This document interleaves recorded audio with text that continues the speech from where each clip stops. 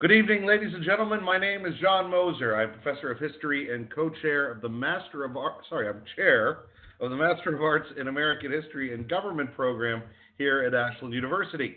Welcome to another edition of Documents in Detail, teachingamericanhistory.org's webinar series. In each episode, we do a deep dive into a single document, discussing the historical, literary, and rhetorical aspects of said document, while also analyzing its impact on America's history, people, and thought. TeachingAmericanHistory.org is a project of the Ashbrook Center, a nonpartisan nonprofit organization headquartered at Ashland University. We provide a variety of programs and resources for teachers of American history, government, and civics, all based on primary documents. In the next week, you will receive an email with a link to request a certificate of participation, as well as a link to the archived video and audio from today's program. The topics of this year's webinars are drawn from speeches, letters, and writings from the Ashbrook Center's voluminous document database available at tah.org. And you too can participate in the discussion by typing your questions into the chat window at the bottom of your screen at any time. The subject of today's program is Abraham Lincoln's 1854 speech on the repeal of the Missouri Compromise.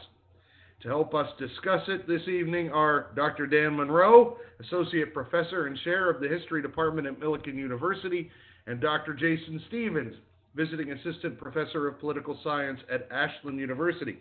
I should point out that Jason is here pinch hitting for Dr. Lucas Morrell of Washington and Lee University, who was scheduled to be in for tonight. However, he is stranded at the Atlanta airport, so we're very fortunate to have Dr. Stevens joining us. Dan, Jason, welcome. Thank you. Thank you for having me. Glad you could make it. So just to start things off, why don't each of you say a few words about why this document is so important? Yeah, sure. I'll go ahead and start off. I mean, it's a great question.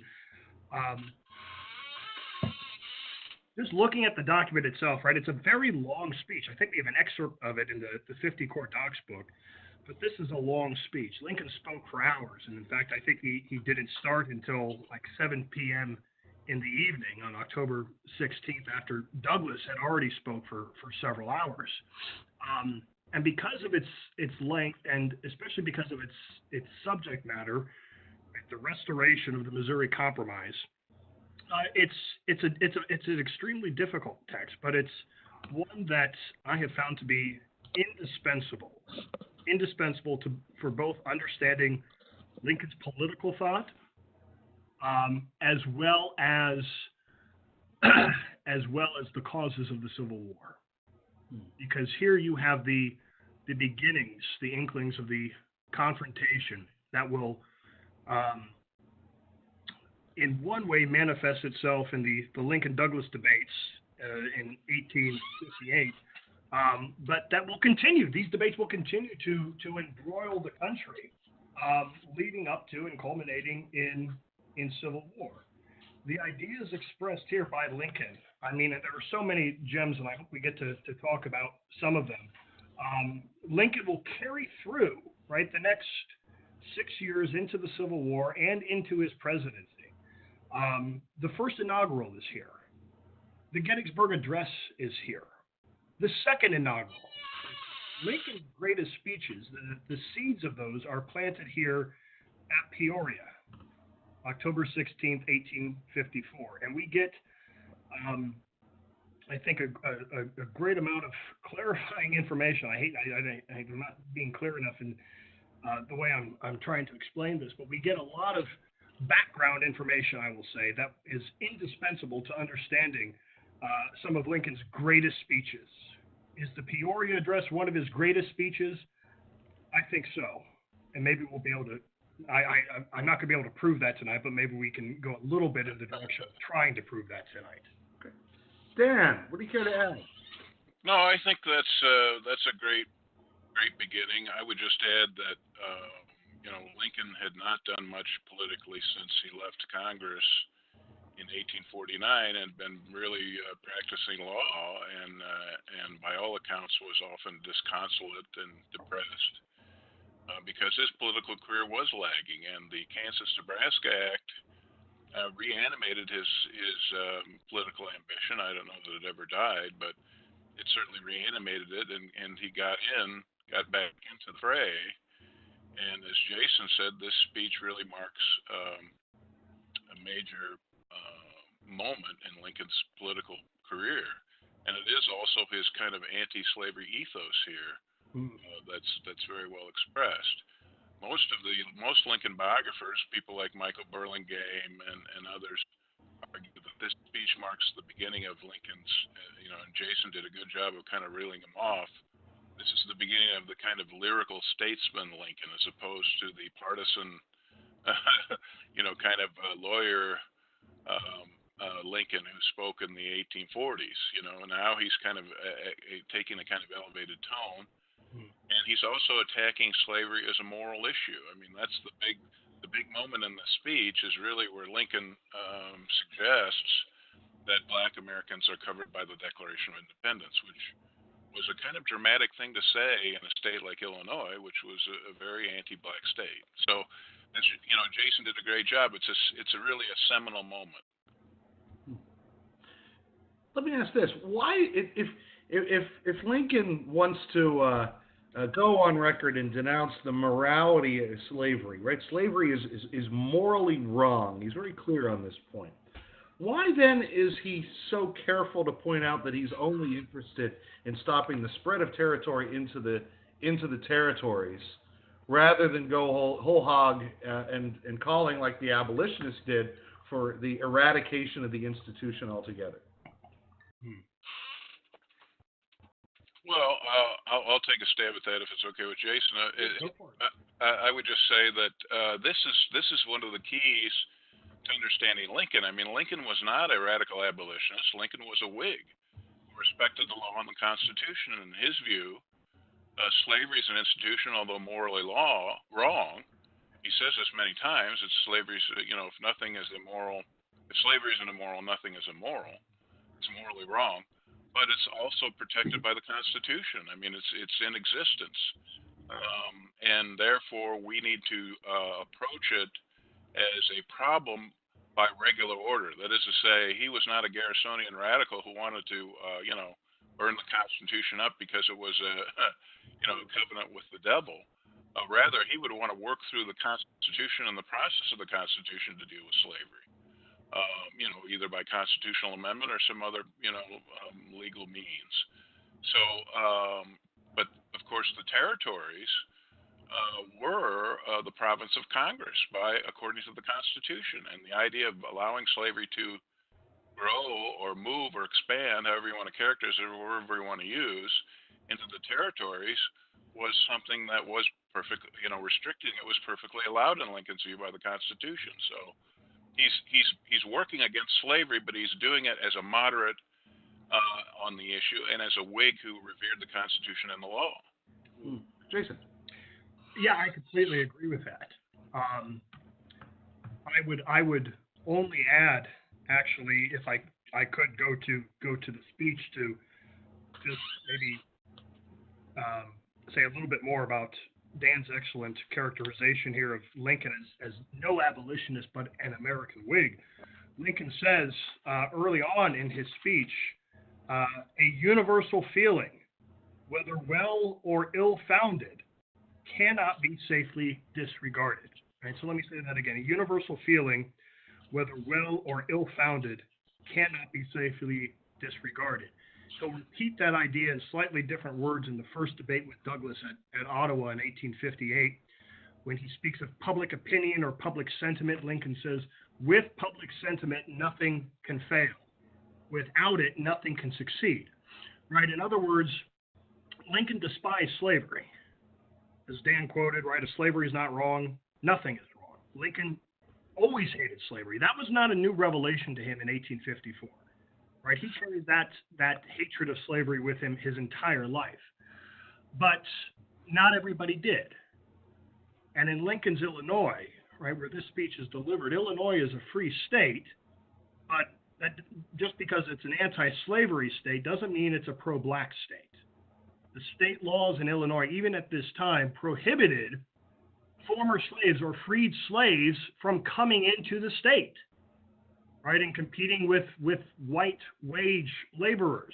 That was against the law in Illinois for freed slaves to come in, because there was, great racism in the state, especially in the South, especially in the southern portions of Illinois. That's, we're practically part of the South, which means, right, Lincoln's audience, who he's speaking to, who he's trying to persuade, who he's trying to reason with, to argue in favor of the restoration of the Missouri Compromise and against Douglas's popular sovereignty doctrine in the Kansas-Nebraska Act. Lincoln is speaking, right, to a great diverse audience: abolitionists, anti-black, white men, and other Whigs like Lincoln who have respect for the law and the Constitution. And what that means in the aggregate is this: when a vast number of your audience do not believe that the slave is a human being,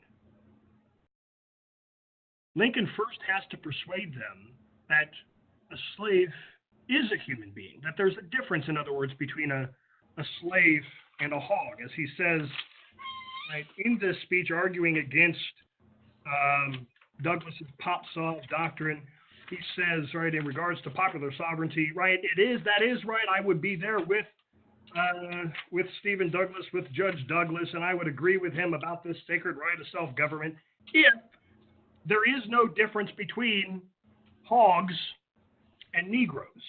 He says this is towards the end of the speech. He says, equal justice to the South, it is said, requires us to consent to the extending of slavery to new countries.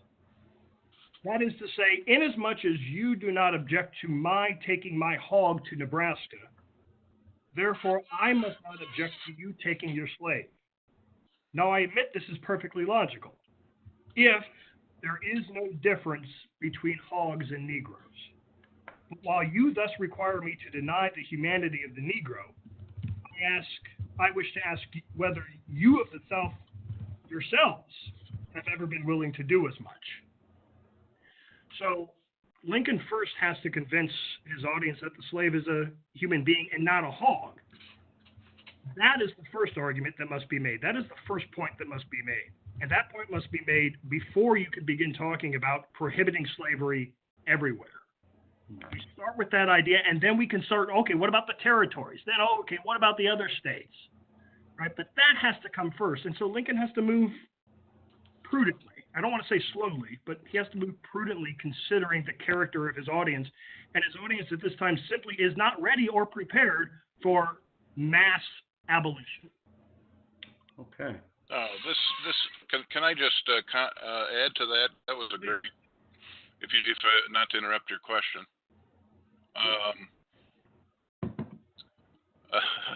I was just looking at your drink there for a minute. It mesmerized me.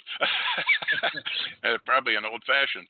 At any rate, I would just add. I mean, Jason is absolutely right, and it's important to just to continue his thought here. This is very much, Jason pitched this perfectly. Lincoln has a tough audience in Illinois. And so what he does is point out that the founders, who are, inherently conservative, supported slavery's restriction. And they only dealt with it as a matter of necessity. And so his clear inference over and over again is that the founders, he says this in Cooper Union, he alludes to it here, the founders wanted to place slavery on a course of ultimate extinction. So we've got the House Divided speech here in our packet this evening too. And one of the Lincoln's tactics throughout this struggle, and including his debates with Douglas, is to claim the mantle of conservatism. To say my policy is the policy of the founders. They restricted slavery. He goes through that laundry list of examples of the founders or the founding generation passing restrictions on slavery as an institution, whether it's banning the slave trade or the Northwest Ordinance. And so he suggests that his policy isn't radical at all. His policy, in fact, is a conservative policy. And so I think, just to add to what you said, Jason, which is absolutely right. You've got a tough audience who's not predisposed to look with favor on black civil and political equality. So if you can enlist the founders and say to the people of Illinois, look, all I'm doing is, and kind of de-emphasize what comes after the end of slavery, which is black political and social equality, instead emphasize that the founders, in fact, restricted slavery and were against the expansion of slavery and indeed wanted slavery to ultimately expire. Well, I think that's an appealing case, or a more appealing case than the kind of case or the argument that Garrison would have advanced. What was the source of Lincoln's views on slavery? This is a guy who comes out of Kentucky, lives in Illinois. As you say, he's not. This is not a. Even though Illinois is not a slave state, it's not a place that takes particularly kindly to blacks. How was it that Lincoln comes to this view that slavery is wrong? Yeah, I'll just say something very briefly about that. Like as I said, that was a sentiment he carried with him his whole life. It started back when he was a young boy, right? So when he's growing up in Indiana, his father Thomas. This was well before Lincoln had reached the age of maturity. Right back then, it was 21. Thomas Lincoln would loan his son out to local farmers to work their fields all day from sun up to sundown. And then when Lincoln would come home, he, of course, was paid for this labor. He would come home with some money in his hand. And when he walked through the door, his father would come up to him, approach him, and put his hand out. And Lincoln was forced to turn over his day's earnings to his father. And that was allowed under the law, and that wasn't just Indiana. That was practically everywhere, right? Until you reached of age, right? Your parents essentially, right? They could loan you out to neighbors. You would work for the neighbors, and this was a way of you supporting your family. But Lincoln said later, right? That was my first inkling. That was my first indication about what slavery was about. That it was forced labor that resulted in the fruits of that labor going not to the laborer, but to somebody else. That was his first real understanding. This is wrong.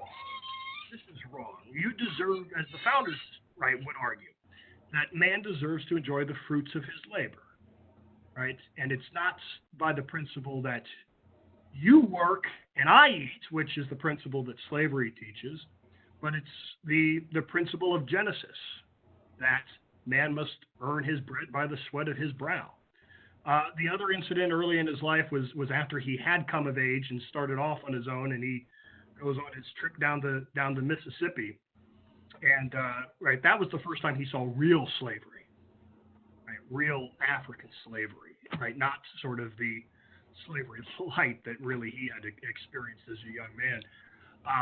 And the story that emerges from that trip down the Mississippi, which may be apocryphal, he sees these slave traders on the Mississippi, and Lincoln says to his friend, if I ever get the chance to hit that thing, I will hit it hard.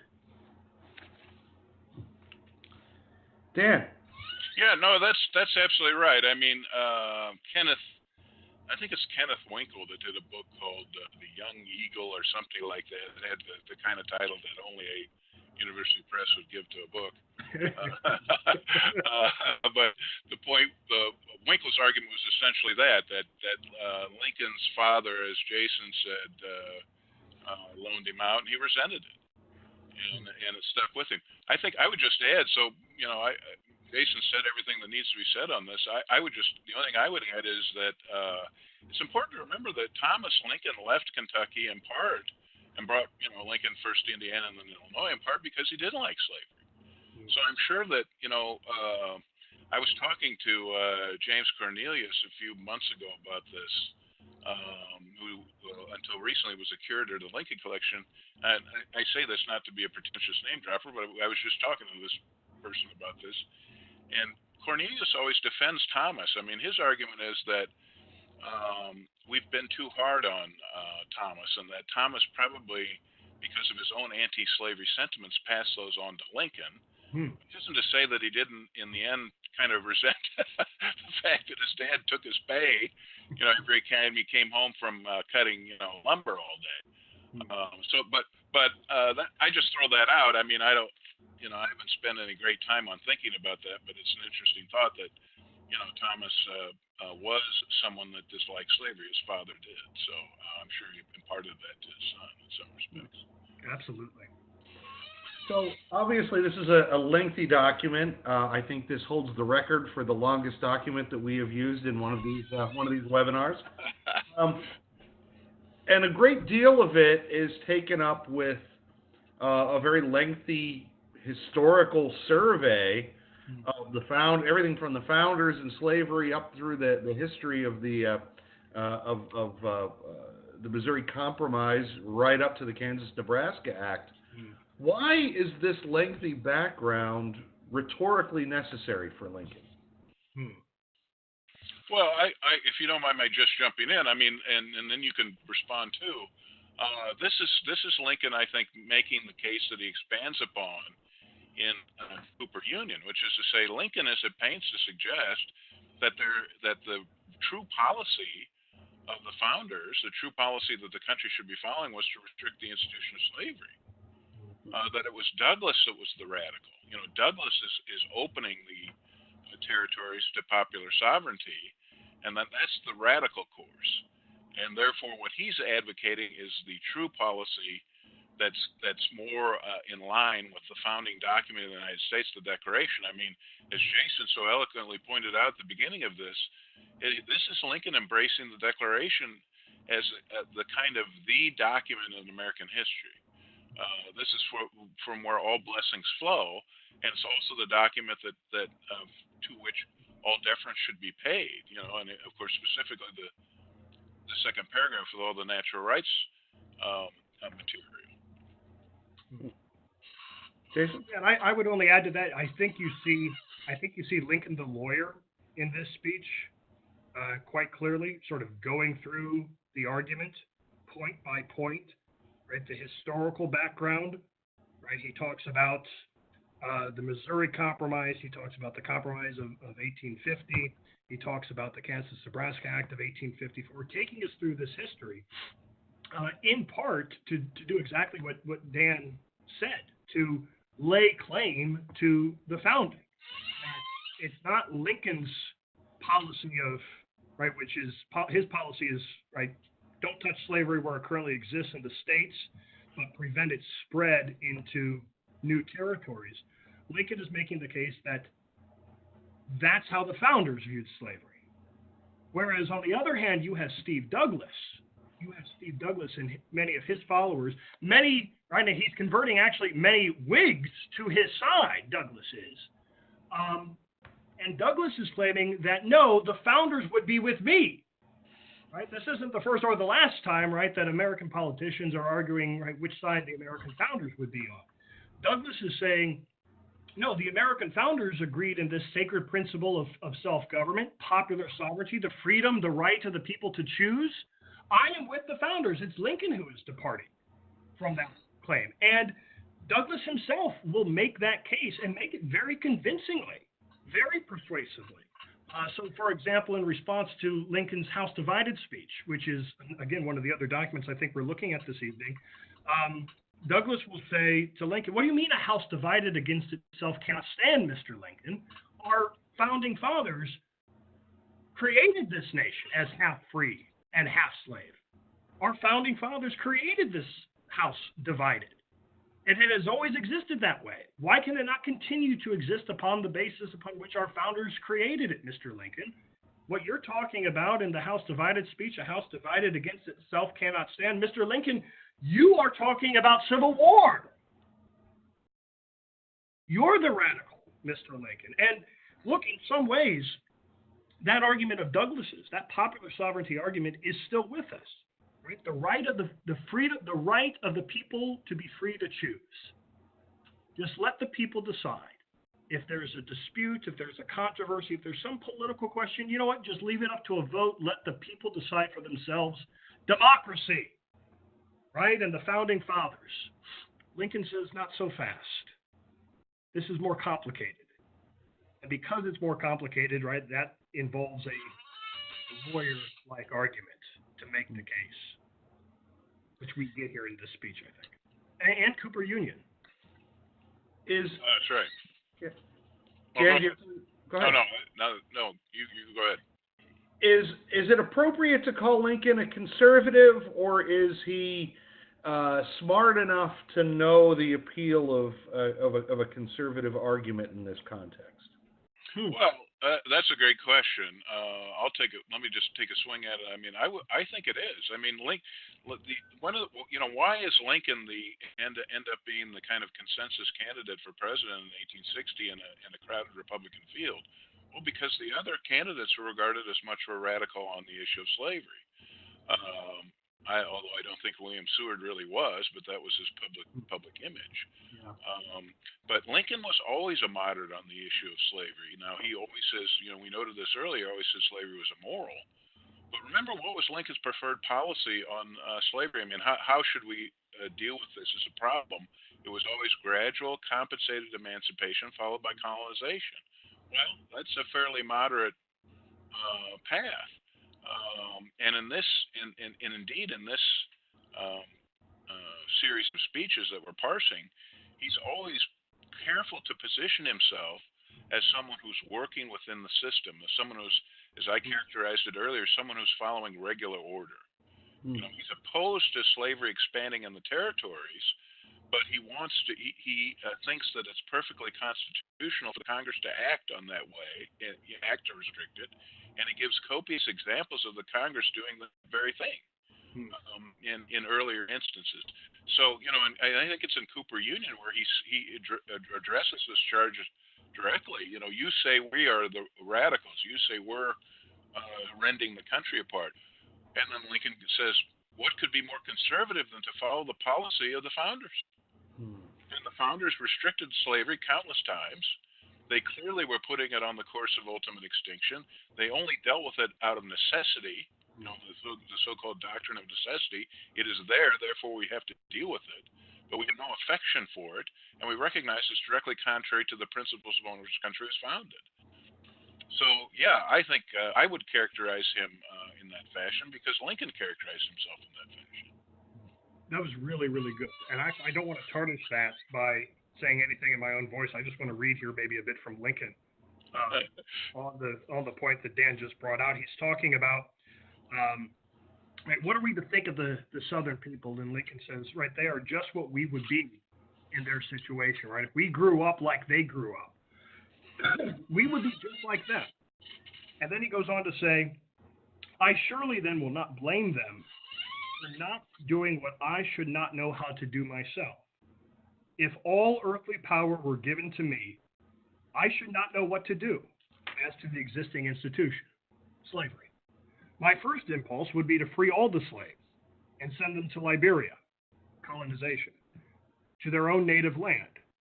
But a moment's reflection would convince me that whatever of high hope, as I think there may be in this, in the long run, its sudden execution is impossible.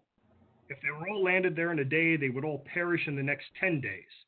And there are not surplus shipping and surplus money enough in the world to carry them there in many times 10 days. What then? Free them all and keep them among us as underlings?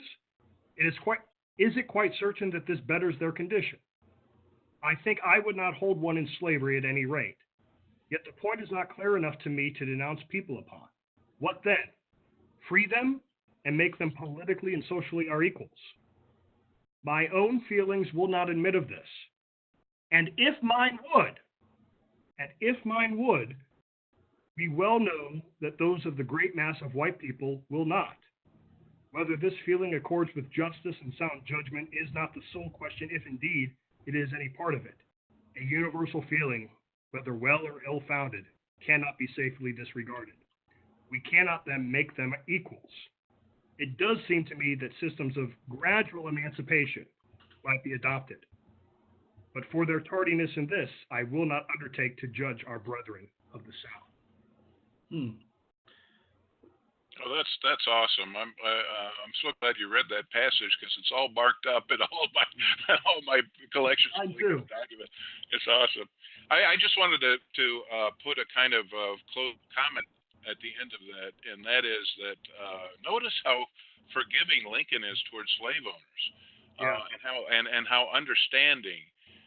It harkens back to his temperance address of 1842, where Lincoln said to the temperance movement, "Look, you're being too harsh on people with addiction issues, because the temperance movement would famously call the drunkard up to the to the front of a meeting and then denounce him for his addiction issues and criticize him." And Lincoln said, "Look, we need to be more forgiving of people.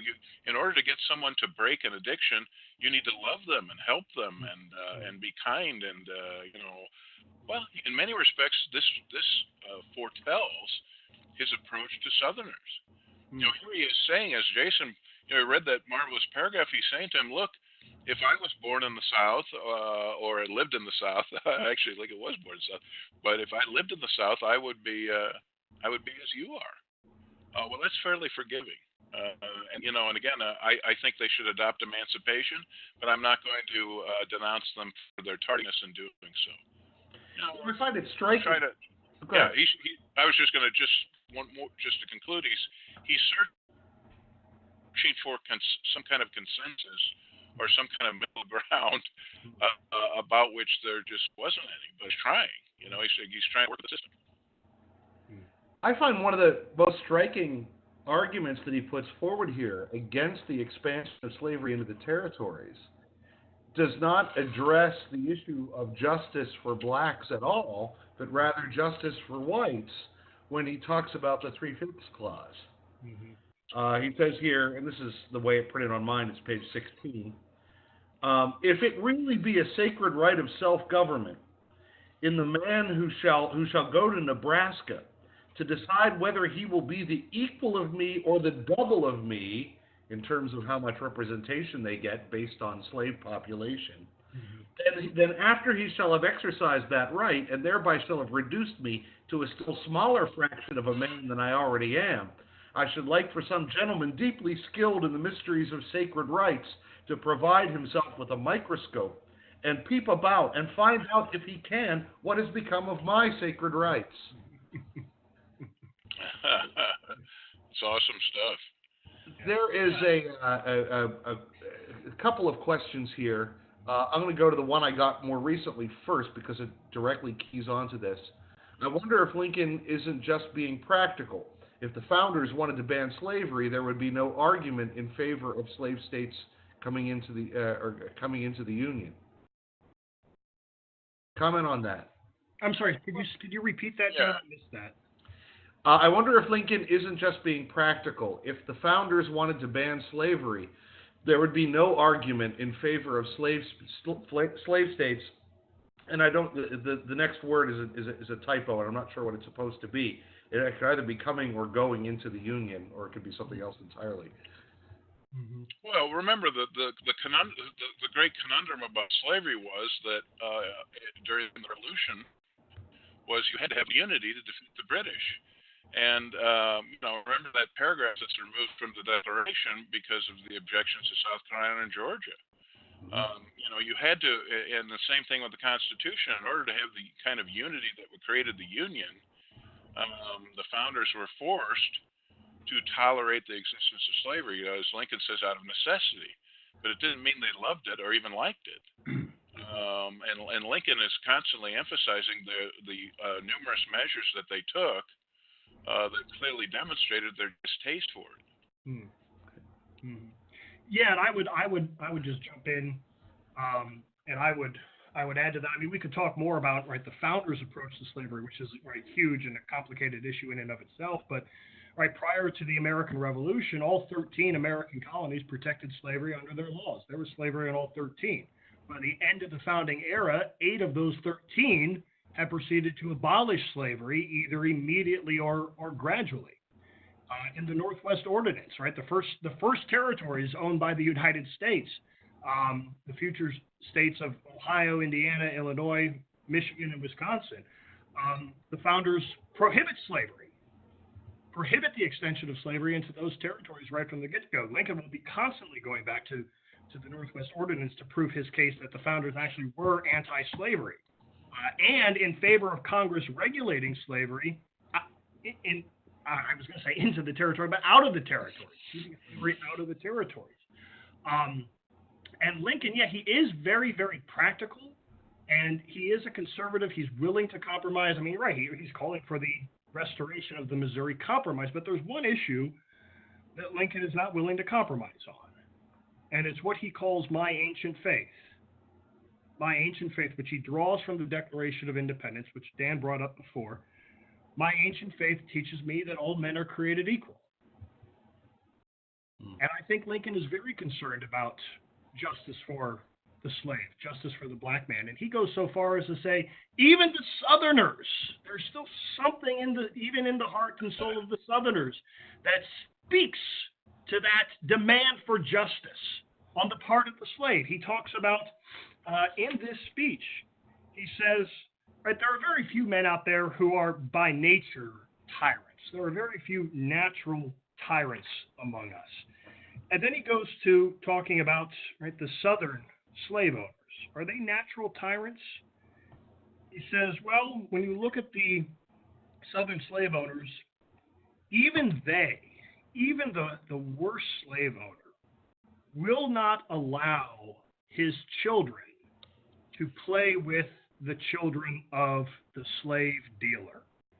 So he says in this speech, he says, again, you have amongst you a sneaking individual of the class of native tyrants, known as the slave dealer.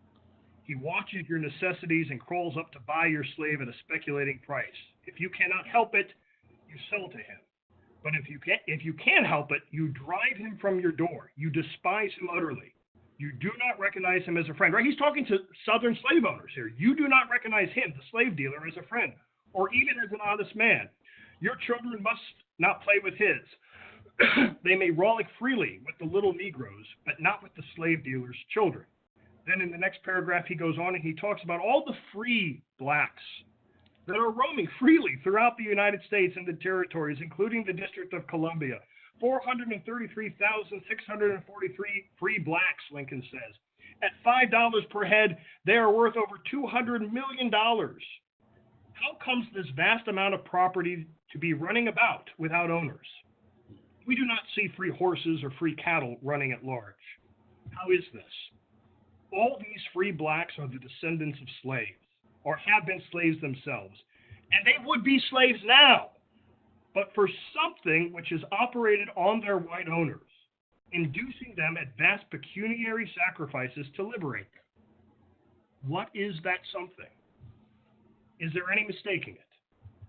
In all these cases, it is your sense of justice and human sympathy continually telling you that the poor Negro has some natural right to himself, that those who deny it and make mere merchandise of him deserve kickings, contempt, and death.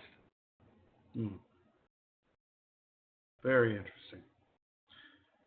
So I'd like to talk a little bit about how this speech was received, both at the time and since.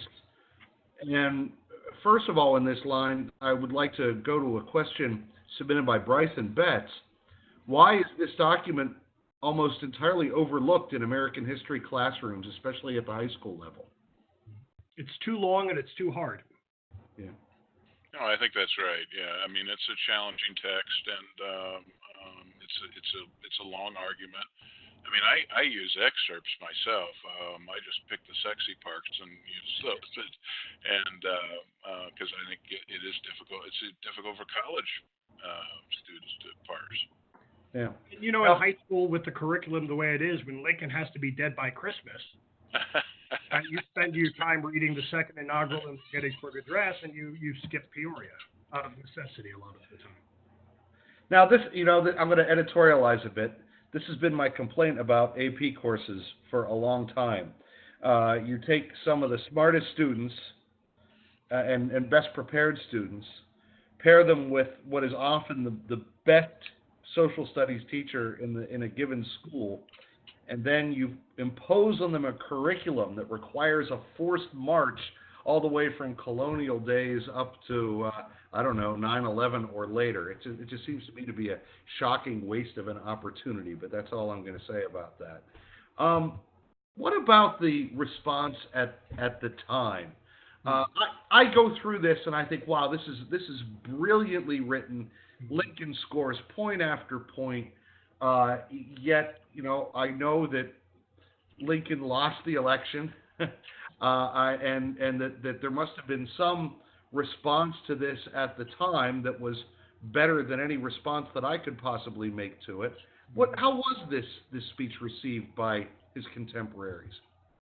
Well, it was very well received. It made Lincoln a leading figure in the anti-Nebraska coalition. Remember, this is 1854, and it also made him a leading contender for Senate because there was an election for senator in Illinois in January of 1855.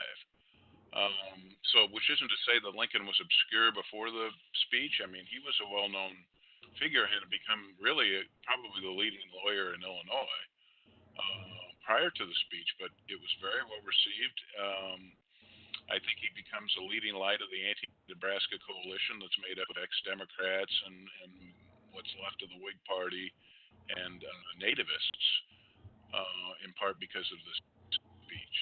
So it has a dramatic effect, and I think Lincoln seized the day. Lincoln always said that he wanted to be senator more than he wanted to be president. So in the wake of the speech, it was so well received, Lincoln basically begins to campaign for the open seat of James Shields. Shields was up for re-election, Democrat, in part because of how well this speech was received. Yeah, that's right. I mean, this speech, as Dan mentioned earlier, pulls Lincoln out of the political wilderness. Right? He had served one term, 2 years in the House of Representatives, was content, although maybe not perfectly content, to sort of go back to his law practice and fade into political obscurity. The passage of the Kansas-Nebraska Act in 1854 was a fire bell in the night, to borrow Jefferson's phrase, a fire bell in the night for Lincoln that awakened him and filled him with terror. And so he comes out of the political wilderness for the first time with this speech. If it flops, or if he doesn't, give the speech, that doesn't get the ball rolling that makes the other events of the 1850s and into the 1860s, of course, possible. Without this speech, you don't have the Lincoln-Douglas debates of 1858, which make Lincoln a national figure outside of Illinois. You don't have the Cooper Union Address in 1860, which makes him a very viable candidate for the Republican nomination for president in that year. This is the speech that really, like I said, gets the ball rolling and makes a Lincoln presidency possible. Without this speech, Lincoln would not have been president. I'll go so far as to say that. Yeah, I don't disagree with that at all. I think that's well said. Yeah. Neither this speech nor any of the other speeches we looked at for this evening cast Stephen Douglas in a particularly favorable light. On what basis was he so well regarded at the time? I'll take a swipe at that, since my PhD advisor wrote the definitive Douglas biography. And I would just say this: I mean, Douglas was a dynamic public speaker.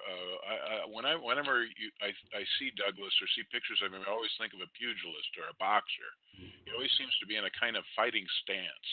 And Douglas was a consummate politician and legislator. I mean, Douglas was the chair of the Committee on the Territories. It was an action committee in the Senate in those days. He wanted to get things done. He saw himself as moving the country forward to kind of a period of unparalleled prosperity. And all that had to be done was to get more farmers out into this vast territory, and anything that stood in the way was kind of a bad thing.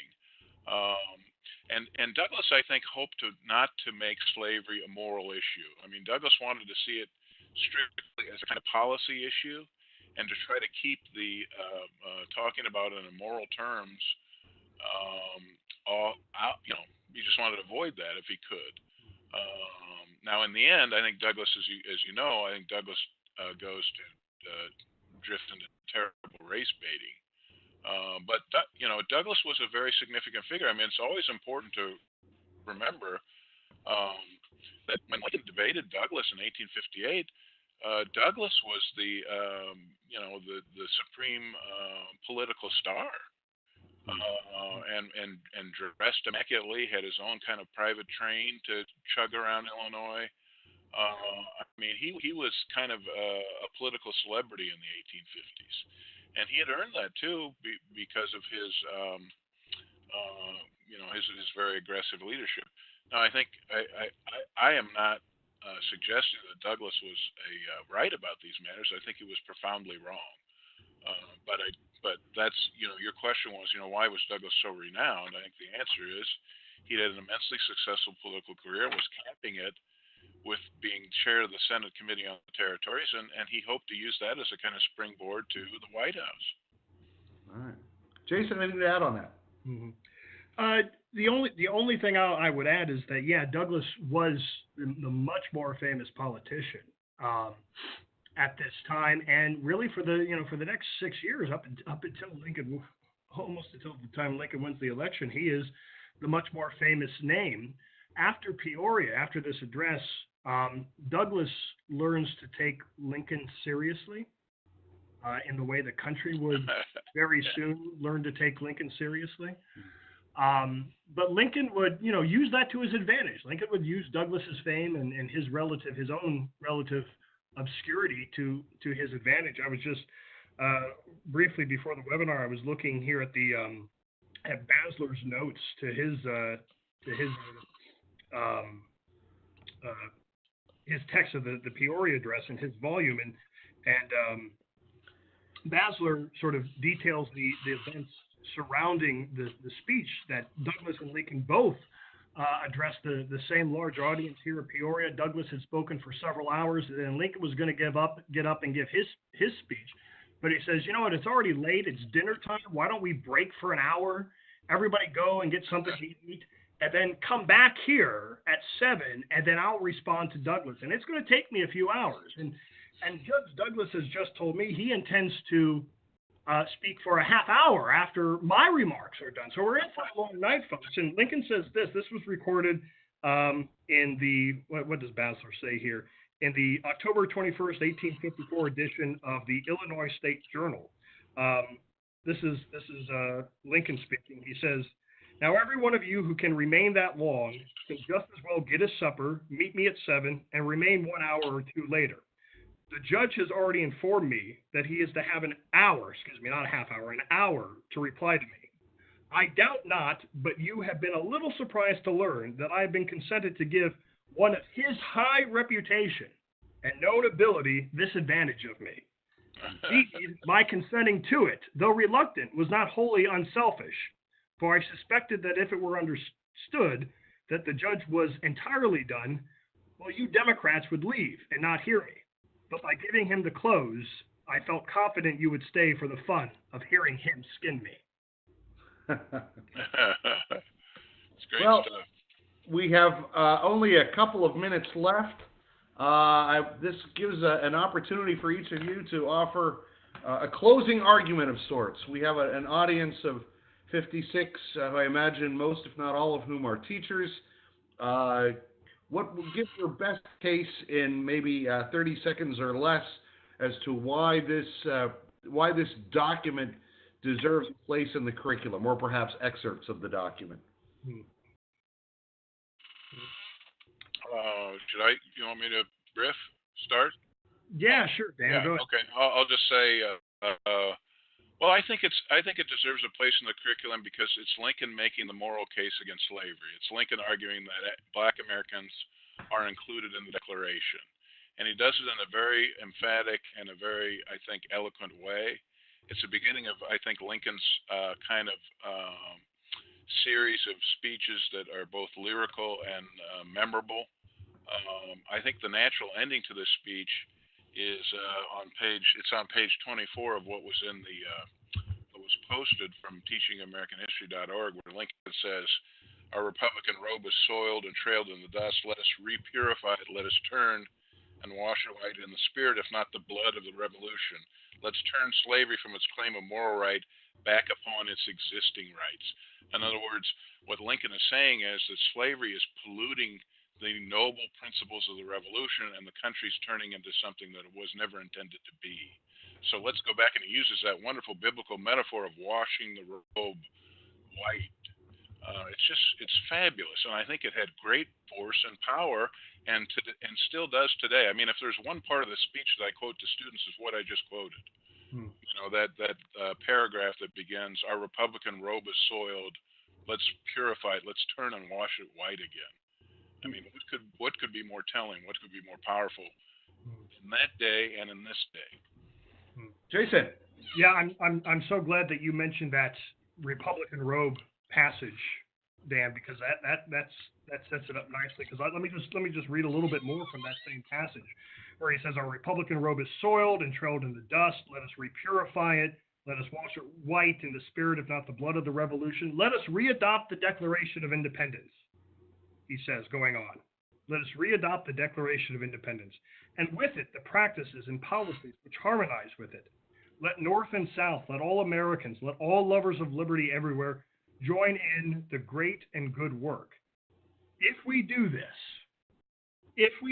we shall not only have saved the Union, but we shall have so saved it as to make and to keep it forever worthy of the saving.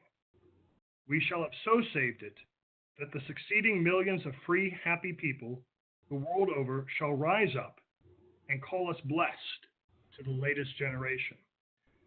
Readopting the Declaration of Independence, making the Union worthy of the saving, right? Not just saving the Union, but making it worthy of the saving, right? That is Lincoln's ultimate purpose in the Civil War. Not just to save the Union, not just to save the Union or to preserve, right, what he called that frame of silver, which is the Union and the Constitution, but with that silver frame, saving that golden apple, that principle of liberty to all from our Declaration of Independence, to make it worthy of the saving, to not turn our back on the principles of the Declaration of Independence without turning our back on, again, that ancient faith, by ancient faith, that all men are created equal, which Douglas and his Topsov doctrine had threatened to destroy by going out and blowing out the moral lights around us, as Lincoln will say in another place.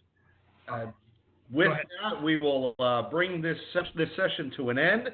I want to thank both of our panelists for their remarks, as well as to our participants for some great questions. Just as a reminder, you will be receiving an email in the next week with a link for a certificate of participation if you should want one. If you have enjoyed tonight's webinar, please consider taking an online graduate course through our Master of Arts in American History and Government program. You can find more information about these online course offerings at teachingamericanhistory.org. And you can help us spread the word about our teacher programs by sharing the archive link, which, again, you'll receive by email next week. Share that with your colleagues as well as on social media. Our next Documents in Detail webinar will be Wednesday, February 20th, when our subject will be Theodore Roosevelt's corollary to the Monroe Doctrine. At that time, I'll be joined by Dr. David Alvis of Wofford College and Dr. Sarah Burns of the Rochester Institute of Technology. The recommended readings for that webinar have already been posted. We hope to see you back here on February 20th. Thank you again, and have a wonderful evening.